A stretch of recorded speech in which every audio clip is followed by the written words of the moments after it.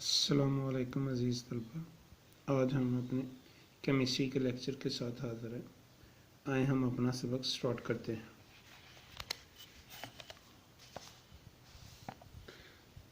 अपनी दरसी किताब को 53 पेज नंबर पर खोलें। अज़ीज़ तलबा, आज हमारा टॉपिक है आयोनाइजेशन एनर्जी। इसके मतलब जो सवालात हम डिस्कस करेंगे मैं उनको पढ़ देता हूँ। Question number 1, define ionization energy. What is first ionization energy? Give the trend of ionization energy in the period. And last one, give the trend of ionization energy in the group. अजीज़ तलबा, इन सवालात को discuss करने से पहले हम देखते हैं कि आयोनाइजेशन एनर्जी बुनियादी तौर पर है क्या। क्वेश्चन नंबर 1 था define ionisation energy. The ionisation energy is the amount of energy required to remove the most loosely bound electron from the valence shell of an isolated gaseous side. इसकी तारीफ में वाज़े तौर पर बयान किया गया है कि किसी भी एटम के आउटरमोस्ट शेल से इलेक्ट्रॉन को रिमूव करने के लिए जो एनर्जी हमें चाहिए होती है उसे हम आयोनाइजेशन। लेट्स सी, देखें, ये एक इलेक्ट्रॉन है, ये इसका फर्स्ट शेल, ये न्यूक्लियस।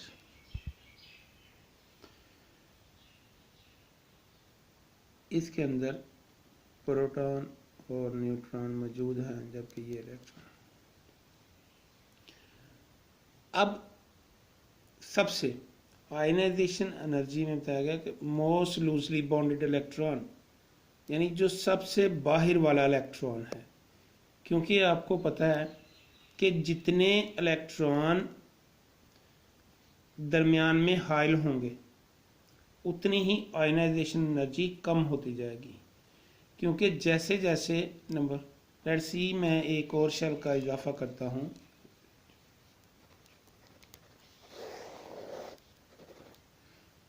अब KLM, अब ये वाला इलेक्ट्रॉन जब हम रिमूव करेंगे तो हमें एनर्जी की मिकदार कम चाहिए होगी इसकी निस्बत, क्योंकि ये इससे फासले पर है और इसके अंदर मज़ीद 8 इलेक्ट्रॉन ऐसे हैं जो कि शील्डिंग इफेक्ट को बढ़ा रहे हैं।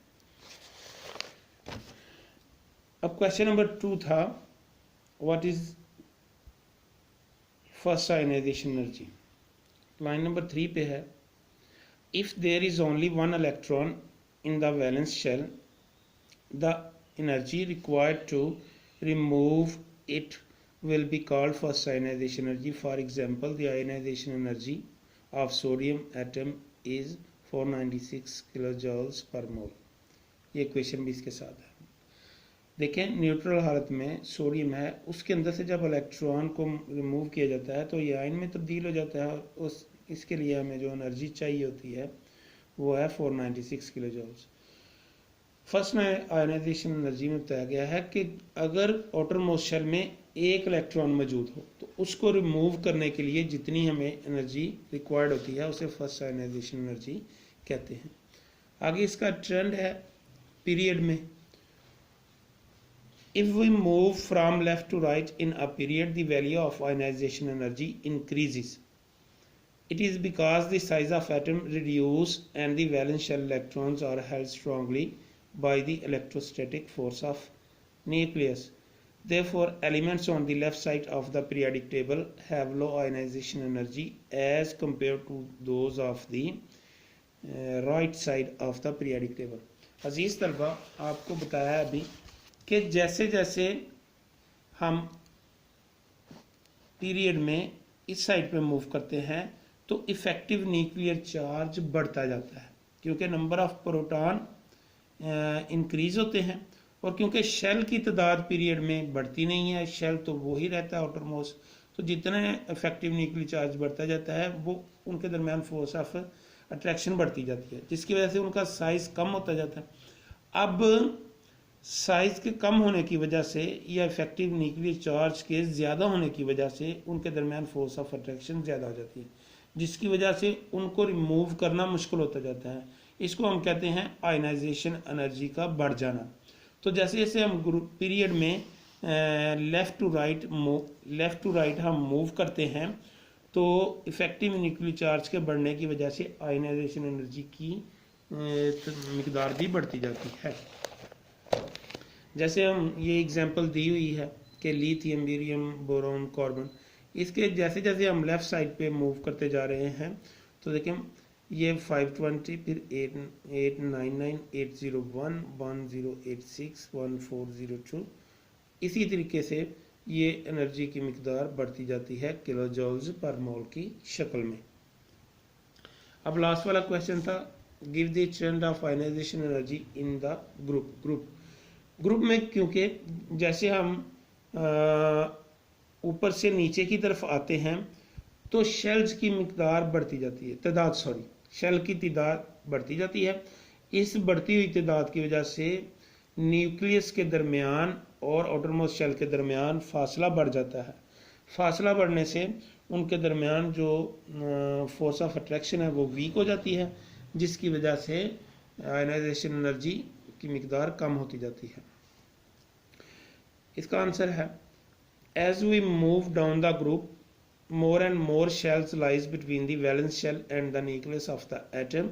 These additional shells reduce the electrostatic force felt by the electron present in the outermost shell. Resultantly, the valence shell electrons can be taken away easily. Therefore, ionization energy of the electron increases from top to bottom in the group. अजीज़ तलबा, इन चारों सवालों को आपने copy पे लिखना है और इनको याद करना है। अजीज़ तलबा, अगर ये लास्ट वाले क्वेश्चन का जवाब किसी तालिब इल्म को मुश्किल लगता है या लंबा लगता है, जो वीक तालिब इल्म है, तो वो इस सवाल के जवाब को इधर से लास्ट वाली लाइन से भी इसको लिख सकता है। Ionisation energy of element decreases from top to bottom in the group as number of shell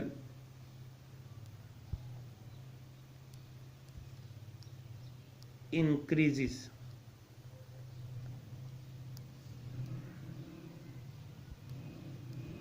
down the group।